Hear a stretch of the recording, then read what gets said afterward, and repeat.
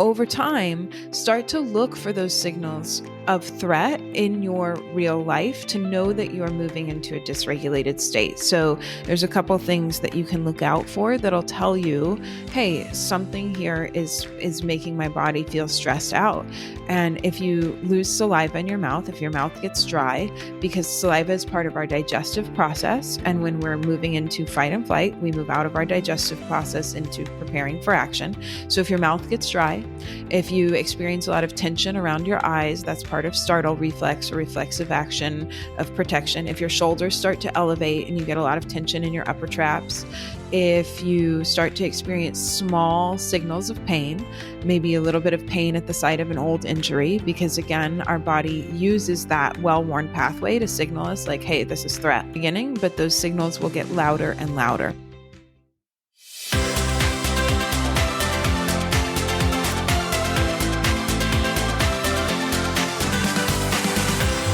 Hey there, I'm Amy Connell. Welcome to Graced Health, the podcast for women who want simple and grace-filled ways to take care of themselves and enjoy a little chocolate. I'm a certified personal trainer and nutrition coach who wants you to know your eating, movement, and body don't have to be perfect. You just need to be able to do what you're called to do. I've shared before that when I began this podcast, I intended to have a faith-filled, grace-based focus on our eating and movement. That was it. Honestly, that's all I knew. But as the saying goes, I didn't know what I didn't know. As this show has progressed and I've had extended conversations with counselors, faith leaders, people who understand the body more than I do, I realized our mind and emotions are so intricately connected to the rest of our body, and these impact our eating and movement. My conversation with Elisabeth Kristof today takes this to just an elevated understanding that is simply fascinating. I don't even have any other word to describe it. It just blows my mind. If you are a 1.5 speed listener, listen up. You may want to take that down because Elisabeth brings so much knowledge about the nervous system, our stress response, and our body signals. We talk about dysregulation, the vagus nerve, old brain and new brain, the power of using new tools to move emotions through our body. There is so much here. I just can't wait for you to hear it. Let me tell you quickly about Elisabeth. She is a certified applied neurology practitioner who has been in the movement and wellness industry since 2007. She works with entrepreneurs, athletes, leaders, and creatives to improve resilience, manage stress, and regulate emotions through intentional, science-based brain training. Elisabeth uses applied neurology to move people out of pain, unwanted behavior, and stress response. She's the founder of Brain-Based Wellness, an online platform that trains the nervous system and body to resolve old patterns, improve performance, and increase well-being. Now, before we bring on Elisabeth, I want to remind you of my new book, Your Worthy Body. This book is for women who would like a different perspective on their body, movement, and eating. And it uses exercise science and nutrition science all through a lens of faith to break some of these rules and messaging we've heard. You can grab your copy at Amazon and the link is in the show notes. Okay, let's bring on Elisabeth. Elisabeth, I'm so glad you have joined the show today. Welcome. Thank you so much for having me on. I'm excited to be here and have this conversation with you.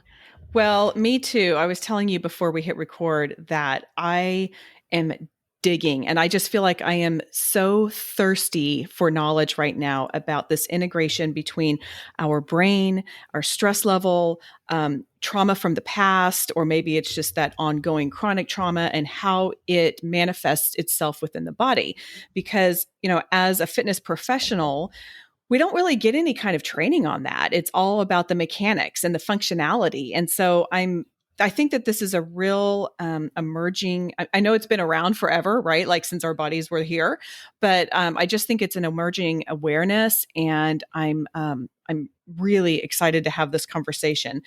But now I've introduced you before we came on, and if someone is like brain based wellness, mind body spirit, I don't know, that seems a little woo woo. What I would Totally. love to do is for allow you to grab them and just encourage them to engage engaged, because I think what we've got going on today is going to be some really fascinating information, but it's new, and sometimes new is scary. Yeah, absolutely. So I'm an applied neurology practitioner, and a lot of people have no idea what that is, but it's very science based, and it's a emerging field that comes out of the brain scan technology that has really only become available in the past 20 years or so. So we maybe 30 years. So we only now are starting to really understand what an integrated system we have. And I was also a movement practitioner for most of my life. I started my first business when I was 24 years old, and it was a Pilates and movement business. And when at some point when we were developing our teacher training program, I knew that I wanted brain science to be a part of that. I started to understand that there is only so much you can do without looking at the operating system, which is the nervous system. And I began to understand, like, you don't have a tight hip flexor. You have a brain that is telling your hip flexor to maintain a certain amount of tension because it feels like that's the best thing for your survival. It feels like that is going to keep you safe to limit your range of motion. And until you change the neural pathway, until you change the operating system and the areas of the brain, you can foam roll it all you want. You can stretch it all you want, but it's going to go back to being the same way that it is. And so I started studying applied neurology in 2015 and really using it in my business for athletic performance and for pain management. And I've worked with a lot of clients in improving their strength, their endurance, and their experience in their body through training their nervous system, training their brain. And then it really wasn't until my own life went through a series of big stressors that I started to understand that our nervous system is responsible for much more than just our athletic performance, but also all of our behavior, our lived experience, our ability to be present, our ability to connect with others, our ability to not replay the patterns of our past that we develop as little kids, and to move out of behaviors that are unwanted, like binge eating, like migraine, like chronic pain, shut down anxiety and depression. And so through my own experience of being under a tremendous amount of stress and having to look and see how my nervous system was responding to that, and having the background of applied neurology and having a good understanding of the system, I was able to then take it and apply it in a broader context to all those other things, to behavior change and well-being and overall health. But it took a lot of different things to come together for me to see that in my own life. Yeah. Hey, can we dig into one of the things that you mentioned? Because this is something I actually just recently learned. And you mentioned tight hip flexors, and that's not always just because you've been working them hard, or it's that delayed onset muscle soreness or something like that. That's actually your body keeping you safe. Go into a little more detail about that, if you will. Yeah, so it's important to understand that our brain's primary job is our survival. And I'm talking about the older part of your brain, the back brain, your brain stem, which controls all of your autonomics and all of those things that happen without you thinking about it. So how much tension is kept in your muscles? It keeps you upright against the force of gravity. It makes your heartbeat and your digestion work and your breath happen. And all of the time, that part of your brain is taking in information from different systems in your body, like your eyes, your balance system, and your inner ear, your body mapping system. And it's integrating all of that information, and then it's producing an output. And the primary driver to what kind of output it produces is the question, safe or unsafe. And if your old brain does not feel safe for whatever reason, it's not getting good quality information coming in from the different input systems. Maybe there's just a really high level of stress going on. Maybe there is some acute injury that it's taking into consideration. Then it's going to produce a protective output. And protective outputs can look like anything from increased muscle tension to pain to dizziness to depression, anything that's going to get you to reduce the amount of stimulus coming in to make your world safer, smaller, and to ensure your survival in that moment, in that second. So for example, with the hip flexor, say you have a blurry map of where your foot is in space because maybe you have an old ankle injury that you've never properly rehabbed, or maybe just because you wear shoes all of the time. And so the joints inside of the foot don't have a lot of mobility. And when those joints aren't mobile, the mechanoreceptors inside of them that tell our brain where our foot is in space start to get blurry. And our brain just doesn't have a clear picture of where our foot is. And so then every single step that I take is a little bit threatening because that body map is unclear.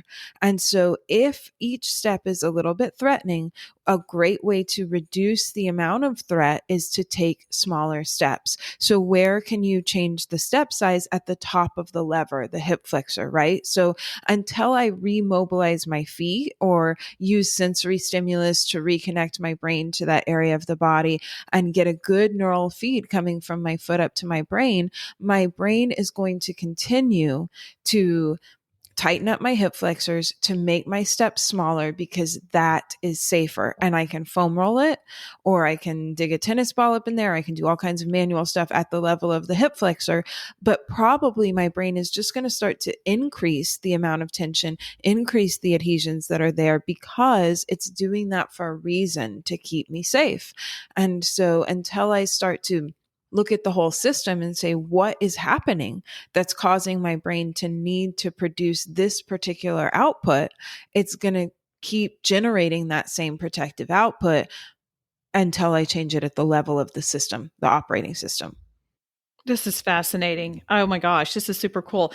Okay, so I have a feeling that my listeners are going, so what do I do about that? But I want to put a pin in that and don't let me forget to come back because I have a feeling that as we get going, you're probably going to be able to offer some ways to help deal with those tight hip flexors that are a result of the brain trying to keep us safe, not necessarily the result of overuse or just having a really hard workout. So I want to make sure that we get back to that. You talked on this a little bit, but now I want to kind of start more in the broader range. Now that everybody's like, okay, I'm in, this is fascinating. And now I'm in for this conversation. Tell us what brain-based wellness is, because this is your program. This is your business. I think it is, we were talking before we came on, this is such an emerging awareness. And I'm really excited for everybody to understand this. So tell us a little bit more about what brain-based wellness is. Brain-based wellness is a virtual platform where we focus on intentionally training the nervous system, just like you would train your muscles in the gym to be more resilient, to handle more stress. You can actually train your nervous system. It's really important to understand that our systems are plastic. They are always changing and they respond to the stimulus that we put in. So we have some agency over how our nervous system changes, and then the outputs that we experience as a result of that. So am I in protective mode or am I in performance mode? And performance mode is where I can be present, be connected, have more strength, have greater range of motion. And I can do all of that by intentionally training the system. So on the platform, we train our nervous system by training the different input systems, our eyes, our visual system. So I actually have a lot of clients that I train out of having to wear glasses. Vision is a skill just like anything else, and you can train it. Wow. The balance. Yeah, it's really cool, right? Or they can drive at night again, women Yeah. in their 70s or 80s who had given up that freedom of being able to drive at night. And now they can again because everything is a skill. Every skill is trainable. We just have to make the time for it and know how to do it. Then there's the balance system in our inner ear, which is called your vestibular system, and it orients your body with the horizon. And it sets all of the tension in your muscles that keep you upright against gravity, and it orients your body position, and it's a really important input system for the nervous system.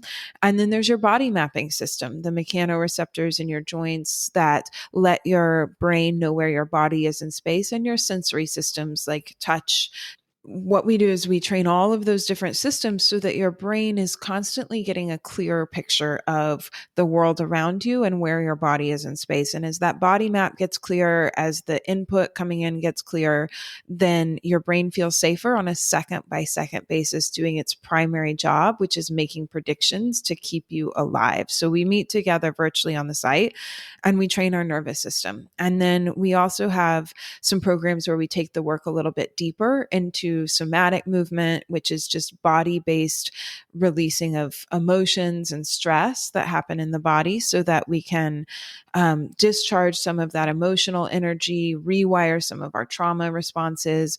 And those programs are really intentionally designed to address disordered eating and workaholism, burnout. And so we have those small group trainings on the site.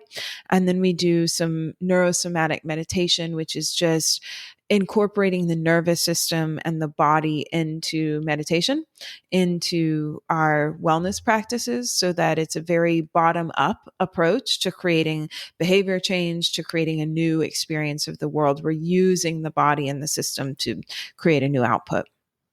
Wow. Okay, that is really comprehensive. One of the things that I'm wondering is how is this? I don't know if congruent is the right word, but this feels like a complement to someone who might be working on their story, their past, or maybe working with a counselor or a therapist or something like that.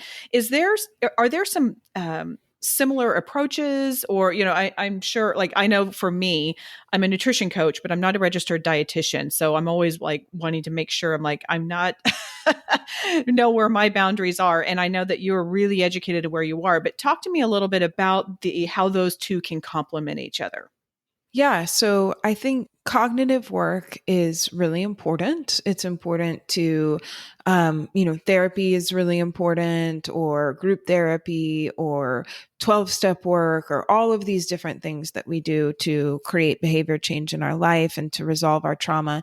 And then there's another component to all of that, that is how our nervous system and our body responds to all of that. And so a lot of times what happens in cognitive therapy is that we can deconstruct things at the level of our prefrontal cortex, our higher order thinking systems, but we're not bringing our old brain and our body on board with that process. And we start to experience the same reactions to things without the ability to change, and it can get really frustrating. And so combining these tools with cognitive awareness can be a really powerful way to create a new experience and a different kind of change. For example, I've been sober since I was 24 years old. I've been in therapy for a long time, and I've had a meditation practice. I have spiritual practices, and there were certain areas of my life that I just couldn't get through. I have been a binge eater my whole life. I experienced a lot of migraine and chronic pain. And when I went into that time of very high stress, I had to dissolve my partnership shares in my business of 12 years. And that very same week that I dissolved my partnership shares, my romantic partner at the time that I was living with was diagnosed with very rare cancer around his heart. And I went into being a full-time caretaker. And it was a time of losing a lot of the safety and the structure that I had in my world. And that brought up all of this unresolved trauma that lived inside of my body. And so I started to experience really severe outputs of my own nervous system. My binge eating got really bad. I would experience a lot of dissociation from my body, a lot of chronic fatigue. And I had all of these practices. I had all of this therapy, and I couldn't understand why I couldn't move out of these behaviors, why I couldn't think my way out of doing something, because I knew I wanted to be different cognitively. And I started to recognize in myself signals of dysregulation that I would look for in my pain clients. I started to see threat signals, postural changes. I felt that my mouth would go dry, that the tension would increase around my eyes, that I would experience all these subtle signals of threat before I moved into a binge. And I began to recognize, wow, I'm really dysregulated. And I started to learn more about somatics, reading books like The Body Keeps the Score, or Waking the Tiger, or When the Body Says No by Gabor Mate. And all of these books began to teach me what I understood intuitively is that this change and this knowing has to come into my body. It has to come into my nervous system, and it can't just stay in my prefrontal cortex, in my higher order thinking systems, because it's not so compartmentalized. And my body and my nervous system were keeping me safe through those behaviors, through the binge eating, through the shutdown. I was under too much stress for too long, and that was my body's best way to keep me safe. And so if I wanted the behavior to change, if I wanted the output to change, I had to give myself new tools to regulate, new tools to move that stress through my body, to allow myself to experience emotions, and not just in my thoughts, but really express them through my body. And so that began a long time period of me learning how to do that, working with a bunch of different healers, and understanding that while cognitive therapy and cognitive tools are very important, there's another component that has to be addressed in order to really achieve the kind of lasting change that I was looking for. Okay, that's really interesting. Yeah, I'm hearing you say it's really integrating the cognitive and the physical, which was what seemed to be your continue, or to help heal you and to make it a longer term rather than maybe not as a shorter term. I don't know if that makes a whole lot of sense. You've used a couple words that I would love for you to explain a little bit more, if you don't mind. What do you mean by old brain? We have different areas of our brain, and it's generally divided into three parts. So we have our higher order thinking systems, which is our frontal lobe, our prefrontal cortex, and that's where what really makes us human lives: our memory, our cognition, our movement. And then we have our old brain, which is our brainstem, our cerebellum, and that's often referred to as the more reptilian part of our brain. And it is the part of our brain that sets up all of our autonomic functions. And when I say autonomics, I just mean anything that happens automatically without your conscious awareness. So heart rate, respiration, digestion, although you can make your respiration conscious, muscle tone, resting muscle tone, without you cognitively trying to contract it. But just when you're sitting here, what's keeping you upright? There's a certain amount of tension in your muscles that's doing that. All of that comes from your old brain. And then you have kind of a middle center, your limbic system, the mammalian part of the brain, that is where your emotional center is, and where we experience a lot of the physiology of emotions. Okay. All right. Well, thank you for that. That makes a lot of sense. And then talk about what dysregulation is. That's a great question. And it's dysregulation is a term that's thrown around a lot. And so I think it's important for people to understand what that really means.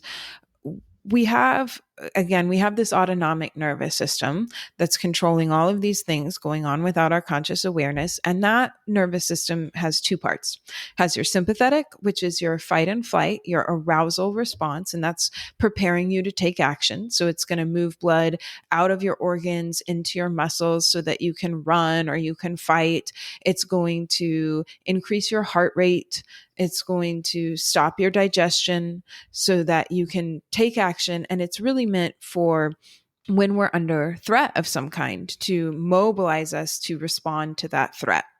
And then you have your parasympathetic system, which brings you down out of that arousal response into calm and respond, rest and digest. Your blood moves back into your organs so you can digest your food. You can experience pleasure. Your heart rate slows down. Your respiration slows down. Your muscles relax a little bit more. And we're always oscillating between those states. We're never in one entirely and in the other entirely. We're always kind of modulating between the two. What regulation is being in the appropriate amount of either sympathetic or parasympathetic response for the given task at hand. Like, you don't want to never have a sympathetic response. When you're working out, you need to be in more of a sympathetic state because you want to be able to generate force through your muscles. When something does require your action, you want to be able to mobilize in that way. But then you want to be able to come down out of that state. Dysregulation is when you get stuck in that state of sympathetic nervous system response where you're in fight and flight, or when you've been in fight and flight for too long, you can also move into freeze, which is where the system starts to shut down entirely. It's too much stress for too long. You can experience brain fog, dissociation out of your body, everything just kind of shutting down because you've been in that high stress state for too long. So when you're in sympathetic response for too long, that's not great. It leads to all of this pumping out of stress hormones like adrenaline and cortisol. And a little bit of stress again is good. We need stress for adaptation. We're resilient and we're made to respond to stress, but chronic stress is where the problem is. That then we get cortisol pumping out all of the time, which damages our blood vessels. It damages our nerves, and it causes a lot of dysregulation to our immune system, to our inflammation responses. And so our old brain and our nervous system, our body understand that too much stress for too long is dangerous and causes disease. And that is why it will push you into those protective behaviors like a binge. Like stress eating truly is your body's response to being stuck in that sympathetic state. If I eat a bunch of food, it will re-regulate my system. I will move into my calm and respond, rest and digest state, and I need a break from that sympathetic response. So regulation is when you can move in and out of those states and have the appropriate response of your nervous system for what's really going on at the time. Dysregulation is when you have too much fight and flight, too much stress response when it's inappropriate. Okay. All right. Well, thank you for clearing those up. Boy, I'm like looking at all my questions. I'm trying to figure out where I want to go with this. I know there's a lot to think about, isn't there? Well, and just so listeners know, I kind of provided you some questions that I wanted to ask. And I think I've gone off script a lot on here because I keep wanting to follow these. I think it's just so fascinating. Okay. Let's talk a little bit about, you just mentioned binge eating in the way that our body can protect us from the stress, that we have and not having that appropriate amount of this sympathetic system, which I probably just jumbled up all of those words, but I think you know what hopefully everyone is talking about. Talk to us a little bit about some of the other ways that our body can protect us. And maybe we've never made that connection, or it's really surprising. Because to me, to hear that binge eating can be a protective mechanism is really surprising. So do you have any other ways that the brain will do that in order to protect ourselves? Yeah. So let me backtrack a little because I think that it is really surprising for people to hear that. And for me, there was a real moment of clarity that I had around my own binge eating where I actually experienced a ton of gratitude that my body knew how to do that intuitively to help me regulate myself. And that was a really powerful shift in perspective for me. It allowed me to see the grace of my body's own wisdom in doing that, and to start to view that behavior without judgment, without, needing to punish myself afterwards, but to really have a lot of compassion for myself and actual gratitude. So there are a lot of studies that look at the link between childhood trauma and disease later in life. When you have what's called a high ACE score, which stands for adverse childhood experience, which I do have, I have quite a bit of trauma in my early childhood, then your body is dysregulated, and that leads later in life to the development of disease, to autoimmune, to cancer, to addiction, to mental health collapse. And I have known other people who have experienced a similar level of trauma as myself, and they were not able to be as functional as I was. They were either institutionalized or they got very sick. I do have autoimmune, but I do deeply believe that if I hadn't found food at an early age as a tool to regulate myself when I didn't have other means of moving out of that high stress state, I would have got much sicker. I have some autoimmune, but I think it could be much worse. And I think that my body was really protecting me and providing me with the tools to regulate. And if I wanted to move out of that behavior, because eventually it didn't serve me, it became really painful and it wasn't how I wanted to live my life, I needed new tools for regulation rather than just taking that behavior away from me. So, other things that our body uses to keep us safe when we're under a lot of stress, and it's been a really high stress time for a lot of us over the past 2 years with the pandemic, with all of the change. Change is inherently threatening to the brain, whether it's good or bad, because we function on pattern recognition. And there has been a ton of change coming at all of us, financial instability, concerns about health. So, it's normal to see an increase in your stress eating. It is also normal to see a desire to drink. Alcohol is another central nervous system depressant, and it also gives stimulus to certain areas of the brain and certain nerves that get understimulated in stress, to your insular cortex, to your celiac plexus. And so these are all areas of the brain that need upregulation when you're under stress. Your vagus nerve, all of our behaviors really are our brain's best bet to change the way that we feel inside that internal state, and to either get the regulation that it needs or to get stimulus for certain areas of the brain that they need. So we've got drinking is one, eating a lot of food is one. Pain is actually a really good protective output of the brain, because if I can provide you with pain, then I can make you take smaller steps, work out with less intensity, maybe even go lay down, pull the covers over your head, shut out all of the stimulus. So sometimes pain is linked to an acute injury, but a lot of times, especially if you have chronic pain or pain that just kind of migrates around, like, oh, my shoulder hurts, now my back hurts, now my jaw hurts, it is often just a signal from your brain that you've been under too much stress for too long, and it's trying to reduce the amount of stimulus coming in. It's trying to get you to do things less, work out with less intensity, overall keep you safe. Wow. Yeah, those are all really good. I mean, it sounds too, I think I've heard you talk about migraines too. Like that is one of them that could be related with Mm-hmm. that. Yeah. Yeah. Absolutely. Yeah, I work with a lot of people with migraine. Yeah. Yeah. Okay, I want to move into the vagus nerve because you mentioned that. And it's funny. I have a friend who has been on the show before. So my listeners will recognize the name Emily Baker. And she does a lot of counseling revolving story work. And one time she said, I'm just fascinated and I'm obsessed with the vagus nerve right now. So she's explained it a little bit to me. But I would love for you to tell us a little bit more about that and particularly how it relates to our conversation today. Yeah, the vagus nerve is really important. It's very hot right now. And again, it's only part of the system, but it's a really important part of the system that can make a dramatic impact pretty quickly. So our vagus nerve is cranial nerve 10. It runs from your brainstem all the way down into your pelvis, and it is a really key player in regulating your autonomic nervous system. It's a key player in your parasympathetic response, your rest and digest, your calm and respond system.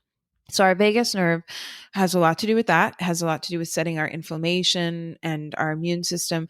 It also is the nerve that gives the signals from inside of your body back up to your brain. So there's a system called your interoceptive system, which basically just means the system in which your brain is able to read signals from your body and know what's happening inside of you. What's your body temperature, your heart rate, what's happening with your digestion and all of your organs. And your vagus nerve is the pathway that information is relayed up to the brain.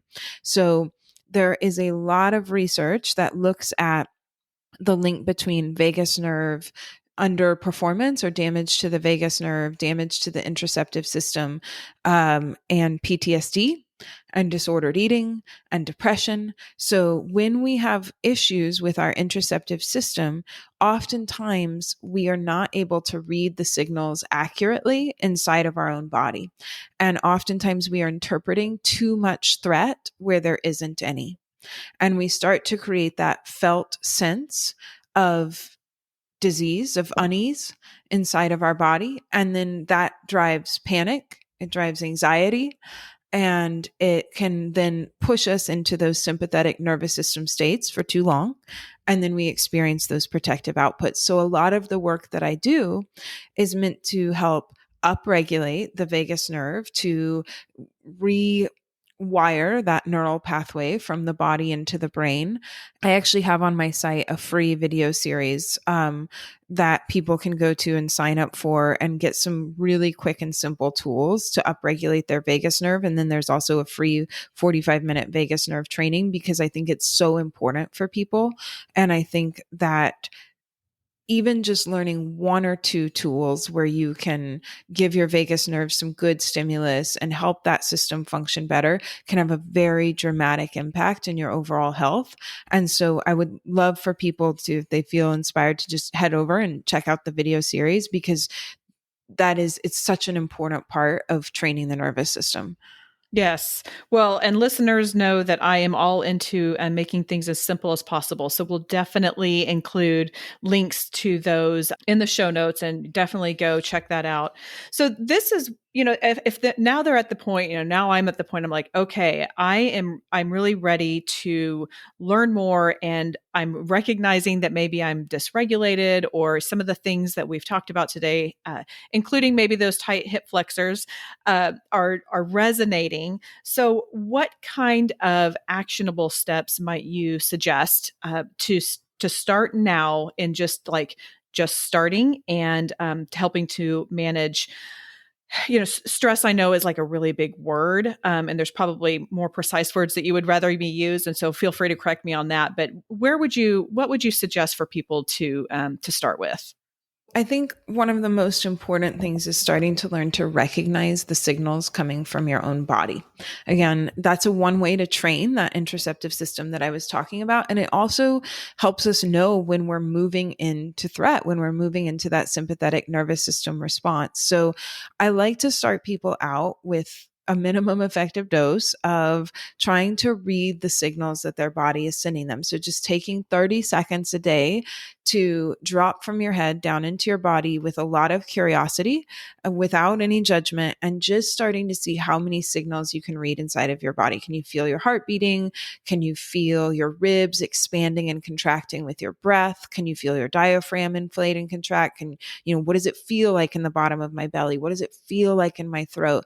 And for some people, even just doing that can be threatening, because we've been stuck in a dissociated state for a long time. So I would say take a couple straw breaths before you do it. Breathe in through your nose, pause, take a nice long exhale, breathing out through your mouth like you're breathing out of a straw, creating a little resistance for your exhalation. Try to make your exhalation at least twice as long as your inhalation, so that you're upregulating your parasympathetic, your calm and respond system. And then drop into your head, or drop from your head down into your body for 30 seconds, and just start to read those signals.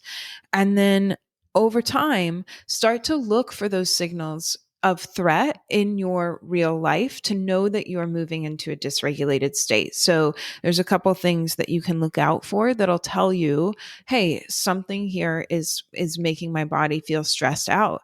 And if you lose saliva in your mouth, if your mouth gets dry, because saliva is part of our digestive process, and when we're moving into fight and flight, we move out of our digestive process into preparing for action. So if your mouth gets dry, if you experience a lot of tension around your eyes, that's part of startle reflex or reflexive action of protection. If your shoulders start to elevate and you get a lot of tension in your upper traps, if you start to experience small signals of pain, maybe a little bit of pain at the site of an old injury, because again, our body uses that well-worn pathway to signal us like, hey, this is threat. It'll speak to us quietly in the beginning, but those signals will get louder and louder. So if you can start to hear those signals when they're softer and quieter, and think, hey, I'm moving into a dysregulated state. Can I do something now that my nervous system likes? Can I go for a walk? Can I listen to a song and dance around my house? Can I give myself some sensory stimulus on my hands, on my feet? Can I take a couple straw breaths? Can I do a vagus nerve drill to regulate my system? And you can start to interrupt those cycles of dysregulation. Then you will get better and better at moving out of those protective responses, because whatever we do, we get better at. That pathway gets more well worn in the brain. So the more you can start to read the subtle signals of the body and do something to interrupt that loop of moving into sympathetic response and creating the protective output, the better. So training yourself to start to even listen to the body, and then learning just a couple tools that your nervous system likes and implementing those in the times of stress so that you re-regulate yourself can really help you to move out of unwanted behavior and out of unwanted outputs of your nervous system. And one of the things that I have learned as I've been trying to practice more awareness is just because I have been moving my whole life and I grew up dancing and I've been into fitness and I kind of felt like, well, I've got a lot of body awareness. Those I would call more of that, like the macro awareness, because I'm coordinated. I know where my sense of space is. However, it's those micro ones and it's those smaller ones. Like, so when you were talking about all of the senses of stress, I will feel it. And in fact, when I talk about getting stressed, I know they can't see me, but I will like squeeze my chest, like almost like my pectoral muscles. And that's one of the things that I have started to notice, but it took awareness. And so what I'm hearing you say is, just be aware. And that's the first step, which is, has a lot broader meaning as well. But just being aware of this can really help us to that path of healing and taking us out of that dysregulated state. One of the things I've been learning about is the belly breathing and how that can be. Well, I'm going to let you describe it or explain it, because the benefits of belly breathing and what that is. So belly breathing is really taking more diaphragmatic breaths where you move from breathing into your upper chest, down into your belly, and slowing your respiration down. And the reason that is helpful, and again, everything is a little bit different for everyone. Everybody's nervous system responds differently to everything. So one of the things I talk a lot about on the site is just learning how to become the expert of your own nervous system, learning how to assess and reassess how everything is affecting you. You can do that through range of motion testing. You can do that through just going in and doing a body scan and looking for those threat signals. But even with belly breathing, I would urge people to assess and reassess, because it's always there's no one size fits all for nervous system training. Everybody needs different stimulus, but in general, belly breathing is helpful to bring us into that parasympathetic system response. When our respiration is faster and in our upper chest, we're sending a signal from our body up to our brain that we are under a little bit of threat, that it's time to prepare for action. And when our respiration slows down, especially our exhalations, then we are sending a signal from our body up to our brain that we are not under threat, that everything is okay, that we are in that calm and respond state. So by bringing your conscious awareness to your breath and changing it in a way that activates your parasympathetic system, you can take a really bottom up approach to creating a different experience in your body and then letting that change your thoughts and your mind. So rather than cognitively telling yourself, I need to calm down right now, there's nothing to be stressed out about, I need to just chill out about this.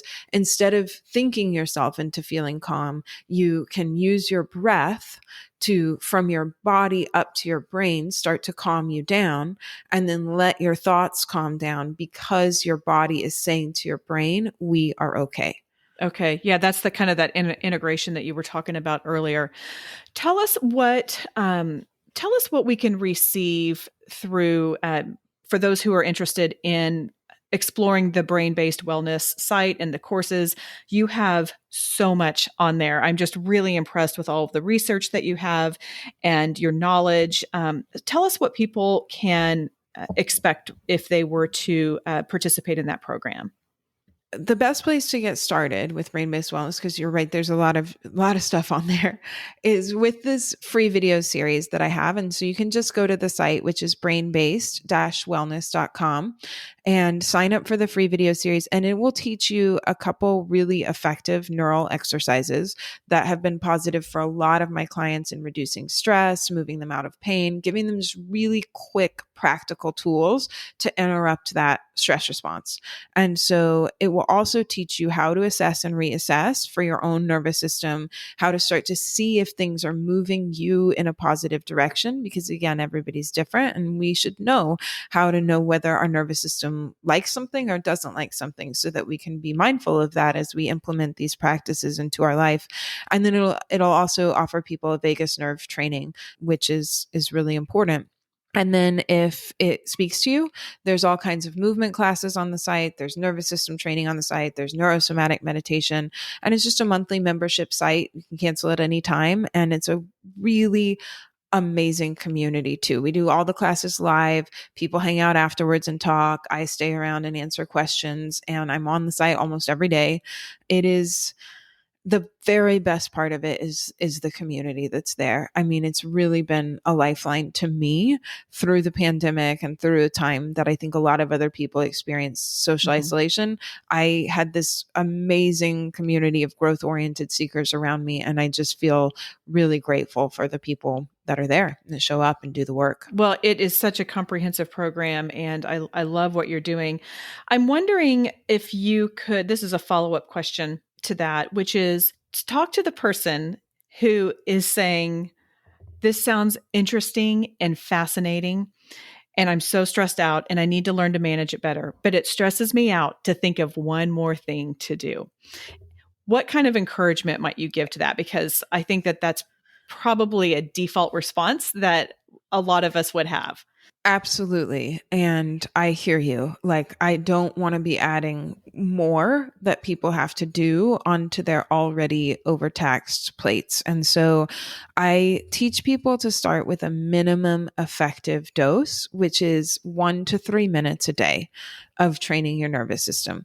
Maybe 30 seconds of a respiration drill, 30 seconds of vagus nerve stimulus, and 30 seconds dropping from your head down into your body and reading the signals that it's sending you, just starting to develop that interoceptive skill.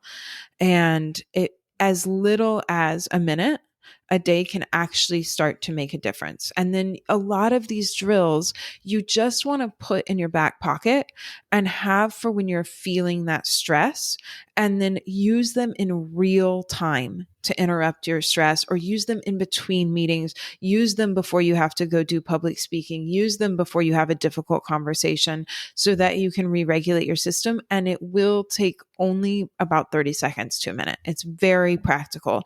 And there's a little bit of time that it takes to learn the drill, maybe, 5 to 10 minutes of the video. But then once you learn it, you have it and you can implement it throughout your life in real time as you need it. And this isn't about adding like an hour of nervous system training every morning before you begin your day. It's just throughout the day as you need it, having tools to re-regulate your nervous system so that you can achieve behavior change without adding more stress to your life.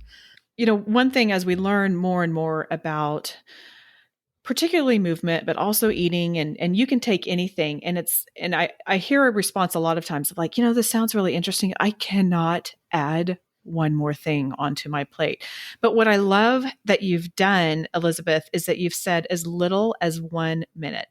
We all have 1 minute. We can do this. We can give up 1 to 3 minutes a day to help our overall well-being. This is possible, people. We can do this. It really is. And like, you're worth it, like this is your precious life and your precious body. And the great thing about it too is that you start to implement just a little bit here and there. And what we're doing is giving you more bandwidth so that you can handle one more thing, right? You feel like you can't handle one more thing because you're stuck in a high stress, chronic stress response and you're exhausted and depleted. And so in order to change that, we have to give the system support. And then that feeling of like, that burnout starts to be alleviated by taking care of the system. And it doesn't have to be hard. It doesn't have to be complicated. It can be very practical, but you're worth it. Amen. That is definitely the place to end on that. And I love that you use the word "you're worth it," because I actually just wrote a book called Your Worthy Body. So we are we are right Beautiful. we are right Beautiful. there together. I would so love to just keep you on here and ask you so many questions, but I feel like I need to honor your time. I know I need to honor your time. I feel like you've given us a lot of really fascinating science and application, and I just want to thank you for that. I have one more question that I ask all my guests. It regards tattoos. So I'm fascinated by tattoos. I don't have any, but I just think that a lot of the times when we choose to put something on our body for the rest of our lives, that has a meaning behind it. And so I was wondering if you had any tattoos, would you be willing to share one and what it means to you? And if not, if you had to get one, what would it be and where would it go? So I have a tattoo on my forearm that is text, and it's in my father's handwriting, and I got it after he passed away. And it is a Rilke poem. And my dad was German. I'm from Germany. And so it's in German. And it says, "Fling the emptiness out of your arms into the spaces we breathe, and perhaps the birds will fill the expanded air with more passionate flying." I was young when I got it, but it has continued to take on significance for me in a deep belief that I have that as we move our emotions through our body, as we process things and put them out into the world, and then as a result have the capability for greater self-expression and really just putting our souls, our spirits out into the world, living open-heartedly, that we expand that space for all people to do the same, that in the space that I create by being self-expressed and healing myself so that I have the capability to let my wild spirit shine, that also opens the space for other people, that the birds can fly in the expanded air. And so I use that as a reminder to keep doing the work and to keep expanding, because I think it leads to expansion for all of us, which is what I want. I love that. Thank you for sharing that. Okay, Elisabeth, this has been fantastic. And why don't you, real quickly, just share where people can get a hold of you and connect with you? And I will make sure that I include all of that on the show notes. Best place to get a hold of me is through my website, which is brainbased-wellness.com. And you can sign up for the free video series there. Just get started really practically. And then you can also find me on Instagram at Kristof, Kristof. And I put a lot of little videos up there too. And we'll put this podcast up and others. And so that's another place to just come get some tools. Awesome. All right. Well, thank you so much for your time. This was fantastic. And listeners, if this is hitting a nerve, no pun intended, make sure you go check out Brain Based Wellness, because there is so much information over there. I'm definitely been enjoying digging into all of your information. So thank you, Elisabeth. Awesome. Thank you so much. I really appreciate being here. One thing I wanted to say and got sidetracked because my mind was just going in a million directions is I think it's really powerful for Elisabeth to have gratitude for her time of binge eating rather than shame. We hear of destructive ways we deal with our emotions and can really easily shame ourselves for that. But isn't it just such a beautiful response to recognize the behavior and realize that it was actually a protective mechanism to keep her safe? I just love that perspective. The other thing Elisabeth mentioned is the ACE study. If you'd like to learn more about the Adverse Childhood Experiences study, I have included a link in the show notes. Now, if you found value in today's show, here are 3 things that would be really valuable to me that really don't take much from you. Number 1, rate and review this podcast. I know it can be confusing, especially on Apple, which is why I have a link in the show notes.